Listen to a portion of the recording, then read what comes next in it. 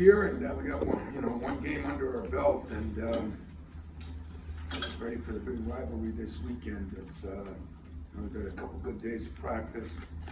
I think our guys are, you go for so long where you don't practice, then all of a sudden you practice for so long, and I think getting back into a routine of every 3-4 days is going to be good for us for sure. And in Michigan, they've had a few ups and downs too.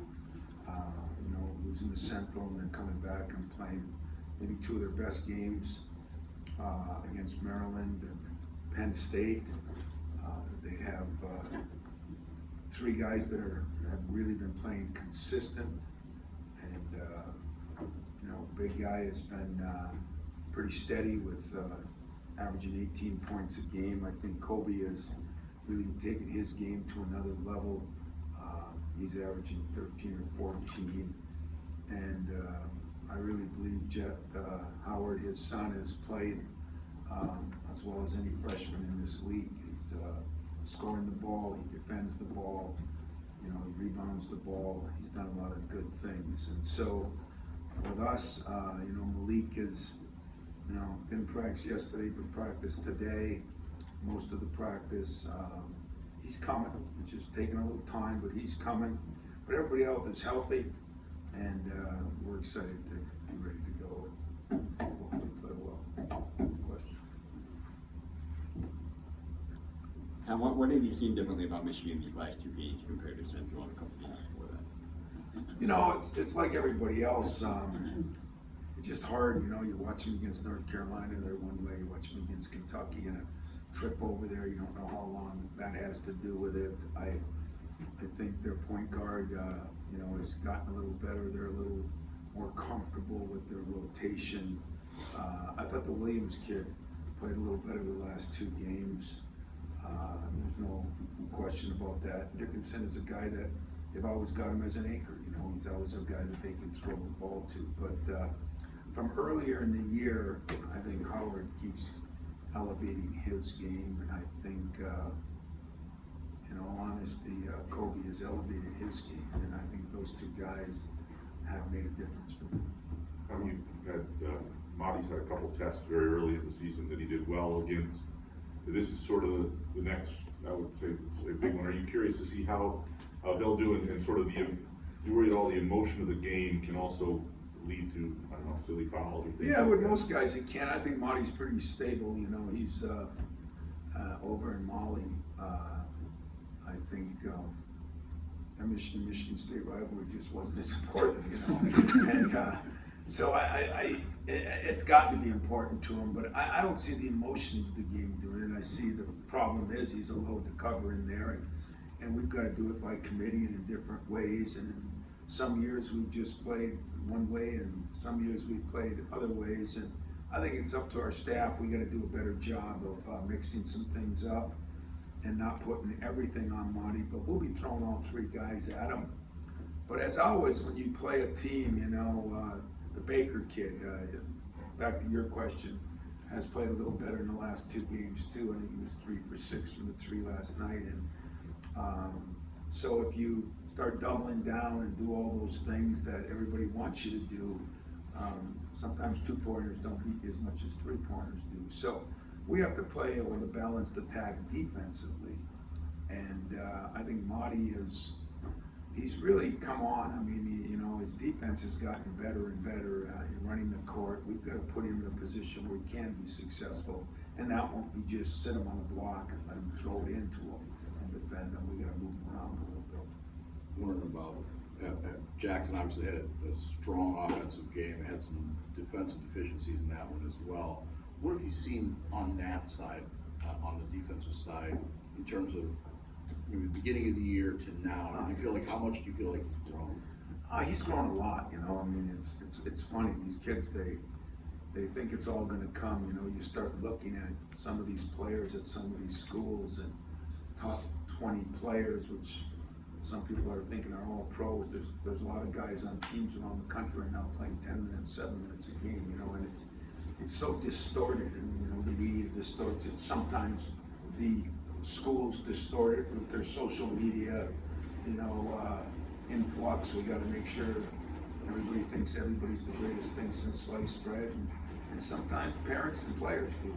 But in his case, I think he figured out before Christmas there is a process to this, and I think he came back with just a different mindset, and he has been better, and he's growing defensively. Some of that is,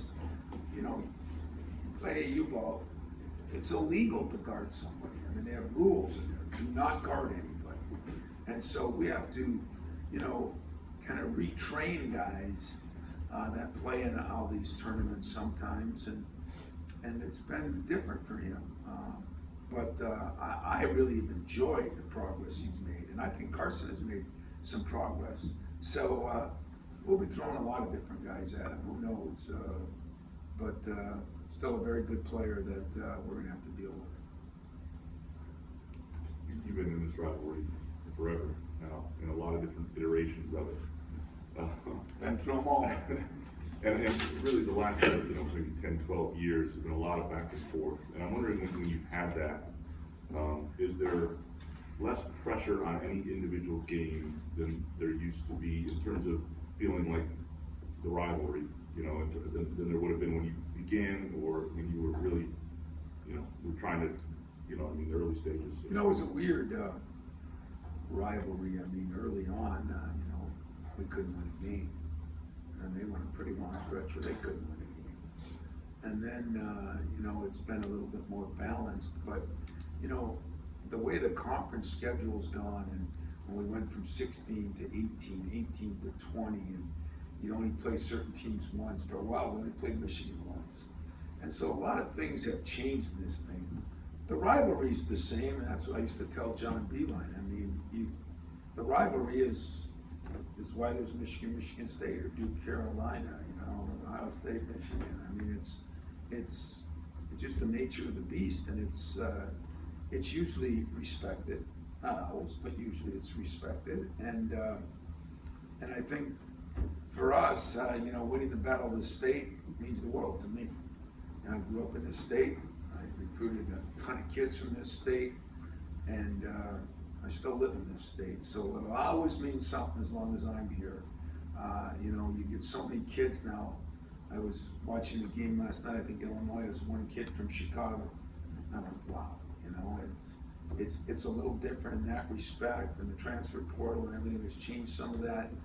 But I told our freshmen today, if you don't understand the rivalry, read up on it and learn it by tomorrow.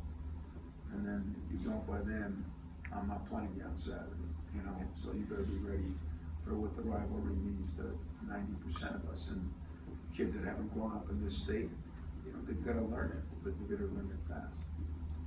Tom, after Nebraska, you talked about turnovers being a point of emphasis this year, and that was a goal for you guys.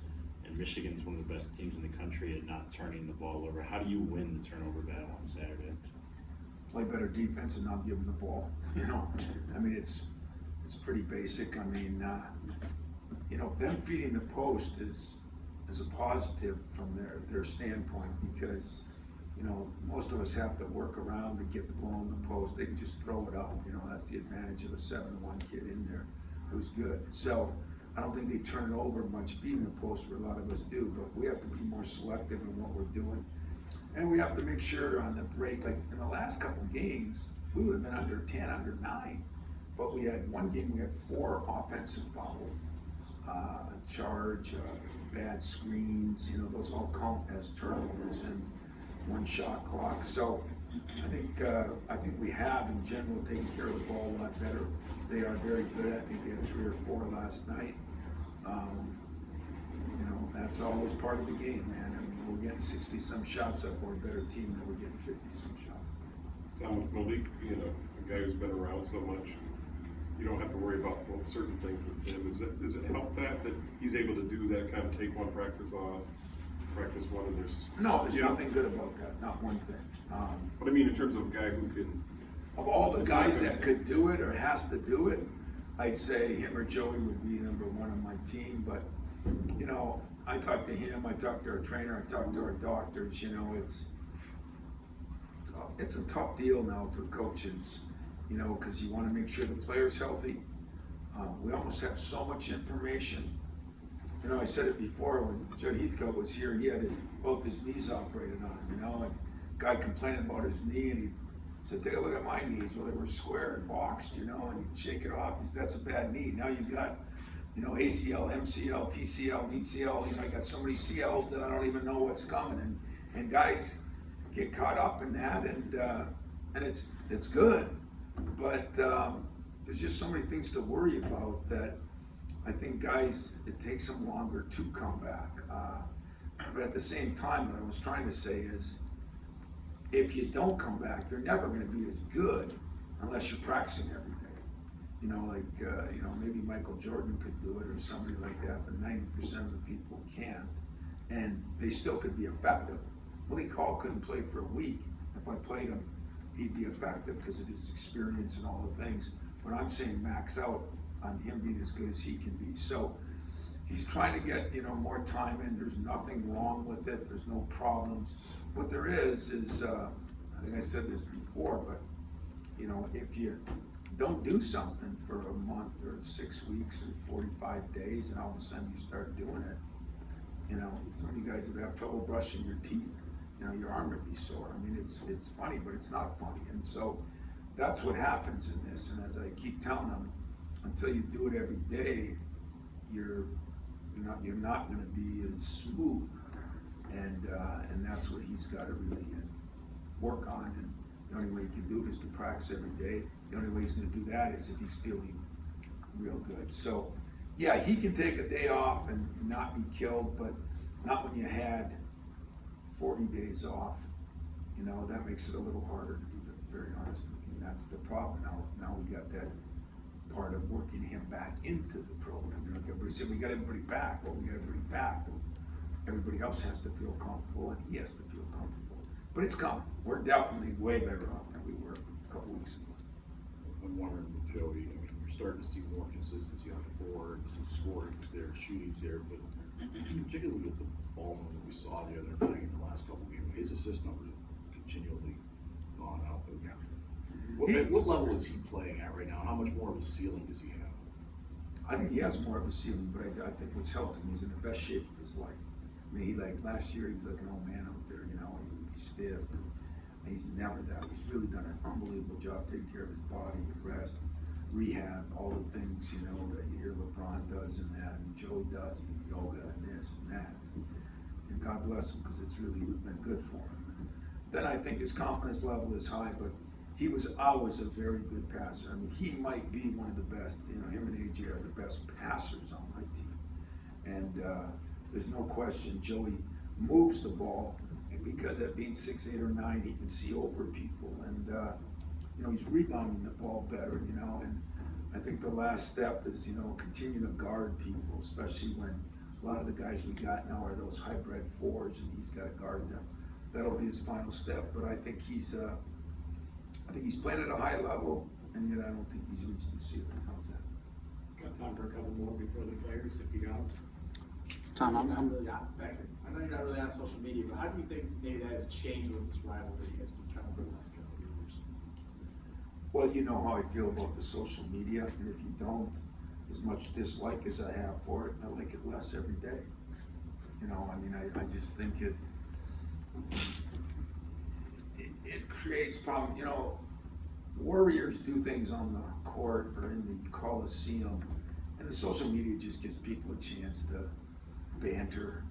And, you know, some of it you guys could think is cool and funny. I don't. So I don't know what it's done to the rivalry. It really doesn't faze me either way, because number one, I'm not on it. Number two, I don't put any validity into it. But probably for the fans and the reporters and everybody else, probably helps. Social media probably helps everybody, you know, in the way they look at things. But from a coaching standpoint, I've never put anything into it. It hasn't changed, and probably won't change until I'm sayonara. Tom, going off that, I guess, a little bit, I'm just wondering, what do you sort of think or expect in terms of atmosphere? You know, when you look at this game being the first time these two schools have played each other since the football game, everything that's happened since then, there's been things done and said, and the fan bases and what. I'm just wondering what you sort of hope or expect in terms of I'll environment. tell you what I expect and what I hope. I hope we're the craziest, toughest, best crowd that ever was assembled in Breslin, with class, with respect, and handling ourselves the way we should. And that's the way I'm gonna play this game. That's why I'm gonna handle this game. It's good, you know. It's good that the rivalries have something to be rivals about, but. You know, there's a lot of things that have changed. You know, the rivalry has changed because, you know, we had a couple years of COVID. You know, you're playing in front of nobody.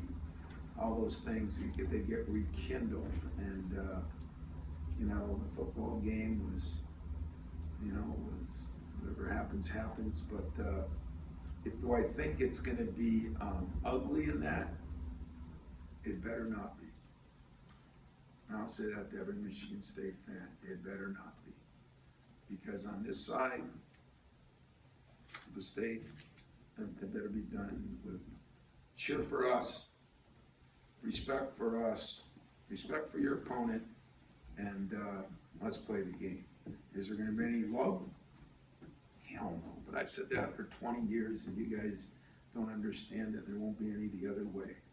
Will there be respect? From this side there will be. And that's the way I want our fans to handle it. But I want them to spend a lot more time cheering for Michigan State than worrying about anybody from the other school. Is that fair? All set, guys? Appreciate it. Thanks, guys. Thanks, Tom.